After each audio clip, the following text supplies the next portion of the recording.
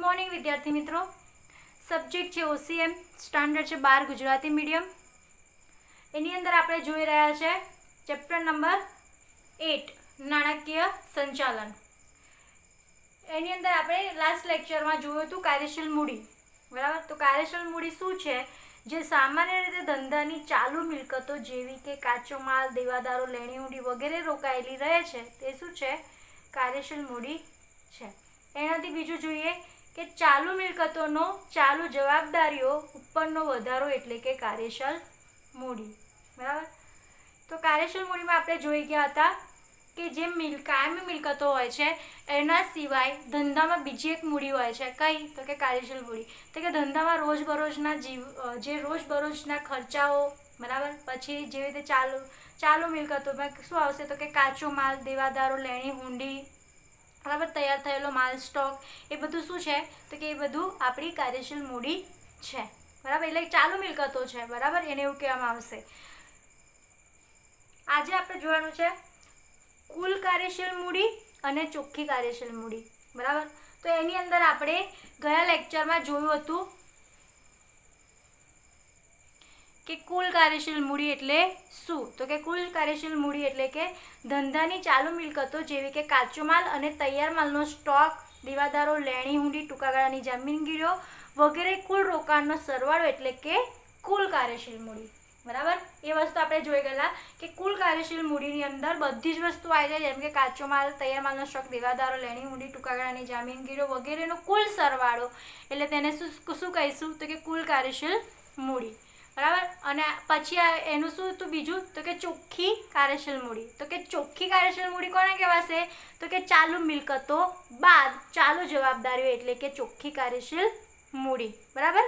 ज्यारे चालू जवाबदारीओ करता चालू मिलकतोमां वधारो होय तो ते हकारात्मक कार्यशील मूडी छे, अने ज्यारे चालू मिलकतो करता चालू जवाबदारीमां वधारो होय तो ते नकारात्मक कार्यशील मूडी छे, बराबर। तो आजे आपणे हवे एनो तफावत जोईशुं के बेनो तफावत शुं छे। तमने आ 3 मार्क्समां पूछाई शके छे। कुल कार्यशील मूडी अने ચોખ્ખી कार्यशील मूडी। पहला जोईए अर्थ। कुल कार्यशील मूडी एटले के चालू मिलकतो जेवी के लेणी हुंडी, देवादारो, टूंका गाळानी वेचाणपात्र जामीनगीरीओ, बैंक सिलक, रोकड़ सिलक वगैरे। अने ચોખ્ખી कार्यशील मूडी एटले चालू मिलकतो बाद चालू जवाबदारीओ एटले के जे पण धंधानी जावक होय जे कार्यशील मूडीमांथी चालू मिलकतोमांथी बाद करवामां आवे, जे पण खर्चा थता होय ए, अने एमांथी आपणने जे मळे ए आपणी शुं छे? कार्यशील मूडी छे। जवाबदारीओमां आवशे के जे आपणे रोजबरोजना खर्चा थता होय, आपणा जे लेणदारो होय, बराबर, एमने आपणे व्याजनी रकम चूकवता होय, ए बधी वस्तु जे छे ए जवाबदारीओमां आवशे। तो ચોખ્ખી कार्यशील मूडी आपणने क्यारे मळशे? ज्यारे चालू मिलकतोमांथी चालू जवाबदारीओ बाद करीशुं त्यारे, बराबर। हवे आपणे बीजुं जोईए तरलतानी स्थिति। आ ख्यालमां कंपनीनी तरलतानी स्थिति दर्शावतो नथी। आ ख्याल कंपनीनी तरलता स्थिति दर्शावतो नथी। एटले कुल कार्यशील मूडीनी अंदर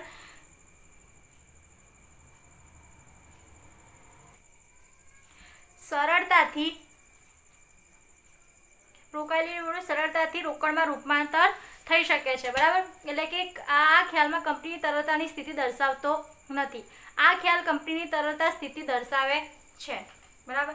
એટલે કે જવાબદારી કે દેવાની જે ચૂકવણી સમયસર થઈ શકે છે, બરાબર, એટલા માટે કંપનીની તરલતા સ્થિતિ દર્શાવે છે।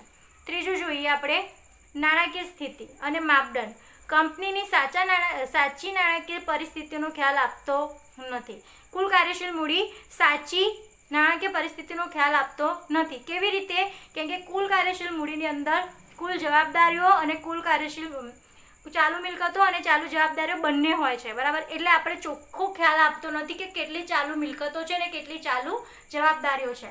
ज्यारे ચોખ્ખી कार्यशील मूडी साची नाणाकीय परिस्थितिनो ख्याल आपे छे कि चालू जवाबदारीओ केटली छे अने चालू मिलकतो केटली छे, तेनाथी स्पष्ट थाय छे कि आपणी हकारात्मक कार्यशील मूडी छे कि नकारात्मक कार्यशील मूडी छे। आपणे आगळ ए वस्तु जोई गया कि जवाबदारी करता चालू मिलकतो वधु होय आपणी पासे, बराबर। आपणी जवाबदारी એટલે જાવક થઈ અને આપણી ચાલू મિલકત એટલે કે આવક થઈ, તો આપણી આવક કરતા જાવક વધુ હોય તો એ નકારાત્મક કાર્યશીલ મૂડી છે, બરાબર। અને આવક કરતા આવક વધુ અને આવક વધુ અને જાવક પણ ઓછી હોય તો એ શું છે? આપણી હકારાત્મક કાર્યશીલ મૂડી છે. એટલે અહીંયા શું કીધું છે કે કુલ કાર્યશીલ મૂડી એ સાચી નાણાકીય પરિસ્થિતિનો ખ્યાલ આપતો નથી. જ્યારે કંપનીની સાચી નાણાકીય ચોખ્ખી કાર્યશીલ મૂડી એ કંપનીની સાચી નાણાકીય પરિસ્થિતિનો ખ્યાલ આપે છે. બરાબર. અને છેલ્લું છે ચોથું, ચાલુ જવાબદારીઓમાં વધારો. ચાલુ જવાબદારીઓમાં વધારો કુલ કાર્યશીલ મૂડીમાં વધારો કરે છે. જ્યારે ચાલુ જવાબદારીમાં વધારો ચોખ્ખી કાર્યશીલ મૂડીમાં વધારો કરતું નથી. ચાલુ જવાબદારીઓ જે વધારો કરે છે, બરાબર, એ કાર્યશીલ મૂડીમાં શું કરે છે? વધારો કરે છે. જ્યારે ચાલુ જવાબદારીઓમાં જે વધારો થાય છે, ચાલુ જવાબદારીમાં વધારો કાર્યશીલ મૂડીમાં વધારો કરે છે. એટલે કે જો આપણી ચાલુ જવાબદારીઓમાં વધારો થશે તો સ્વાભાવિક જ છે કે આપણી જે કુલ કાર્યશીલ મૂડી છે તે કુલ મિલકતો પ્લસ કુલ મિલકતો પ્લસ ચાલુ જવાબદારીઓ છે. એટલે કે ચાલુ જવાબદારીમાં વધારો થશે તો કુલ કાર્યશીલ મૂડીમાં વધારો થવાનો જ છે. ચાલુ જવાબદારીમાં વધારો ચોખ્ખી કાર્યશીલ મૂડીમાં વધારો કરતું નથી. ચાલુ જવાબદારીઓમાં વધારો તે ચોખ્ખી કાર્યશીલ મૂડીમાં વધારો કરતું નથી. કેમ કે ચાલુ મિલકતો માઇનસ ચાલુ જવાબદારીઓ થઈ જવાનું છે. એટલે આપણને ચોખ્ખી કાર્યશીલ મૂડી મળવાની છે. ચાલુ જવાબદારીઓ તો નીકળી જવાની છે. ચાલુ જવાબદારીમાં વધારો જે થયો છે એ તો ત્યાં આગળ માઇનસ થઈને આપણને જે મળશે એ ચોખ્ખી કાર્યશીલ મૂડી છે. બરાબર. હવે આપણે જોડે જોડે આ બી જોઈ લઈએ કાર્યશીલ મૂડીની લાક્ષણિકતાઓ, કેમ કે હજુ ઘણું બધું બાકી છે ટાઈમ આપણી પાસે. કાર્યશીલ મૂડીની લાક્ષણિકતાઓ. તો પહેલું છે ટૂંકા ગાળાની મૂડી. કાર્યશીલ મૂડી એ ટૂંકા ગાળાની મૂડી છે. કાર્યશીલ મૂડી કેવી છે? ટૂંકા ગાળાની મૂડી છે. કાર્યશીલ મૂડી એ 5 વર્ષથી ઓછા સમય માટે પડતી હોવાથી તેને ટૂંકા ગાળાની મૂડી કહેવામાં આવે છે. 5 વર્ષ સુધીમાં પડતી હોવાથી તે શું છે? ટૂંકા ગાળાની મૂડી છે. લાંબા ગાળાની મૂડી આપણે જોઈ ગયા છે કે જે મિલકતો, જમીન પછી કારખાના, જેની યંત્રોની જે આપણે ખરીદી કરીએ છીએ ધંધા માટે, એ લાંબા ગાળાની મૂડી છે. જ્યારે ટૂંકા ગાળાની મૂડી એટલે કે કાર્યશીલ મૂડી એટલે કે આપણે ધંધામાં જે રોજબરોજના જે ખર્ચા માટે આપણે જે મૂડી જોઈએ છે તે મૂડી શું છે? તે ટૂંકા ગાળાની મૂડી છે. આપણે કોઈ ધંધો હોય તો તેની અંદર તમારે રોજબરોજના પગાર, મજૂરી, સ્ટેશનરી ખર્ચ, વીજળીનો ખર્ચ, ટેલિફોન બિલ, વીમાનું પ્રીમિયમ, નાના છોટા ઓજારો, કાચા માલ માટેની જે ચૂકવણી કરવા માટે જે જરૂર પડે છે એ શું છે? ટૂંકા ગાળાની મૂડી છે. અને લાંબા ગાળાની મૂડી શું છે? તો કે જે આપણે જમીન, મિલકતો ખરીદવા માટે જે મૂડીની જરૂર પડશે તે શું છે? લાંબા ગાળાની મૂડી છે. ચાલુ મિલકતોમાં રોકાણ. કાર્યશીલ મૂડીમાં દેવાદારો, લેણી હુંડીઓ, ટૂંકા ગાળાની જામીનગીરીઓ, ચાલુ મિલકતોનો સમાવેશ થાય છે.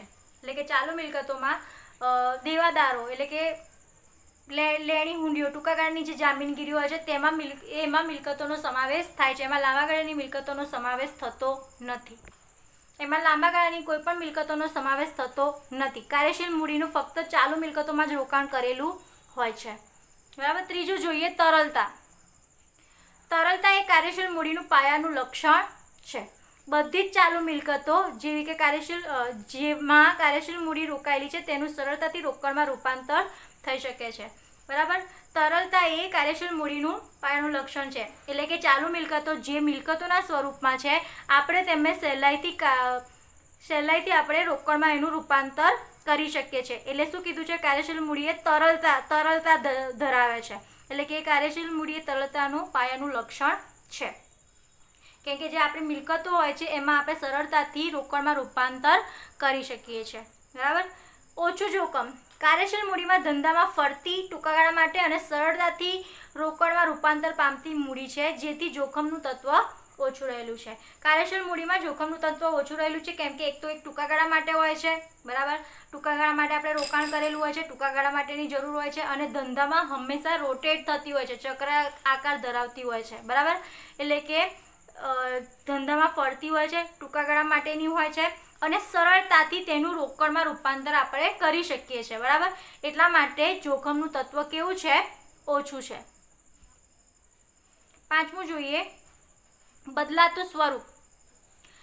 જે ચાલુ મિલકતોમાં કાર્યશીલ મૂડીનું રોકાણ થયું છે તેનું સ્વરૂપ સતત બદલાતું રહે છે. દાખલા તરીકે કાચા માલનું અર્ધ તૈયાર માલમાં, અર્ધ તૈયાર માલનું તૈયાર માલમાં અને તૈયાર માલનું શાક પર વેચાણ થાય તો દેવાદારોમાં અને દેવાદારો અને રોકડથી વેચાણ થાય તો રોકડમાં રૂપાંતર થાય છે. તો કે કાર્યશીલ મૂડીનું સતત તેનું સ્વરૂપ બદલાતું જાય છે, એનું રોકાણ સતત બદલાતું થાય છે. કેવી રીતે?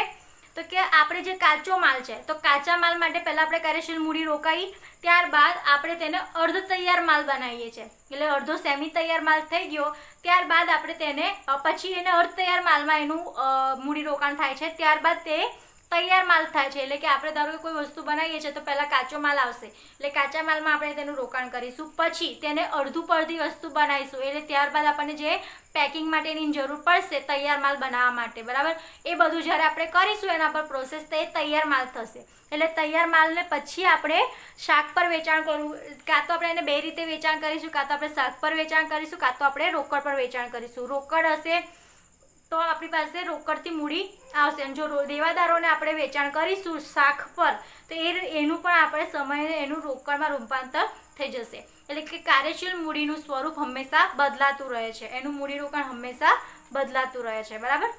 છઠ્ઠું જોઈએ, રોજબરોજના ખર્ચા ચૂકવવા. રોજબરોજના ખર્ચા ચૂકવવા માટે કાર્યશીલ મૂડીની સતત જરૂર પડે છે. ધંધામાં નાના મોટા રોજબરોજના કેટલાક ખર્ચા હોય છે જે લાંબા ગાળા કરતાં બહુ જ જરૂરી હોય છે. લાંબા ગાળાના ખર્ચા તે લાંબા ગાળા માટે જ હોય છે, જ્યારે આ જે કાર્યશીલ મૂડી છે, બરાબર, એ મૂડી આપણને રોજબરોજ જે પણ આપણી પાસે મજૂરો કામ કરતા હોય તો તેના માટે, વેતન માટે, બરાબર, પછી ધંધામાં જે પણ પગાર આપવાના હોય એના માટે, પછી જે જરૂરી પડતી હોય સ્ટેશનરી ખર્ચ માટે, વાહન વ્યવહારના આવવા જવાનો ખર્ચા માટે, રોજબરોજની જે વીજળી વપરાતી હોય, રોજબરોજનું જે ટેલિફોન બિલ આવતું હોય, વીમા પ્રીમિયમ હોય, આપણે જે ધંધા છે તેનો આખો વીમો લીધેલો હોય તો એનું જે પ્રીમિયમ છે, કાચો માલ છે, અને આપણે જે નાના નાના સાદા ઓજારોની જરૂર પડતી હોય છે, બરાબર, એના માટે રોજબરોજના ખર્ચા ચૂકવવા માટે કાર્યશીલ મૂડીની સતત જરૂર પડે છે. રોજબરોજના ખર્ચા માટે આપણને રોજ આપણા હાથ પર કાર્યશીલ મૂડી હોવી જરૂરી છે.